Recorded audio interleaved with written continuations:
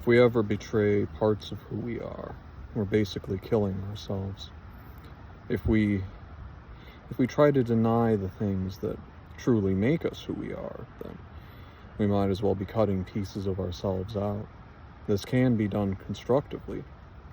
Self-destruction as a form of self-improvement is very possible, but it's also dangerous.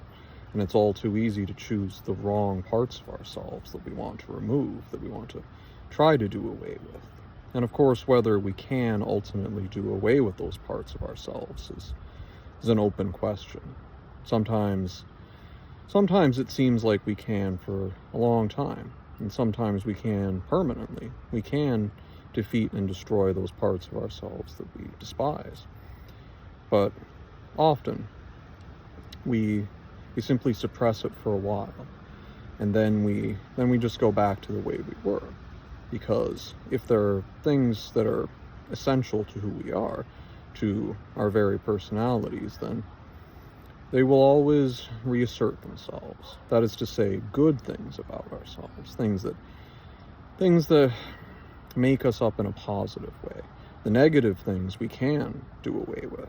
The negative things that aren't truly part of us, that we just accumulate as we pass through life, and we allow them to imprint on ourselves, but they aren't really part of us. Those things we can do away with. Those things are absolutely targets of self-improvement through self-destruction. That is entirely possible. But it's the good things about ourselves, our tastes, our passions, the things that make us human.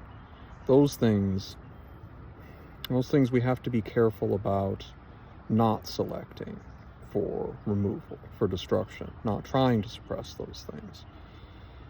Partly because it will simply be a losing battle, and those things will always reassert themselves, but also because even if we could theoretically remove them, we would be removing part of our humanity. We would be removing some of the most important parts of ourselves. We would not be improving ourselves. We would be demeaning ourselves, degrading ourselves, damaging ourselves without higher purpose.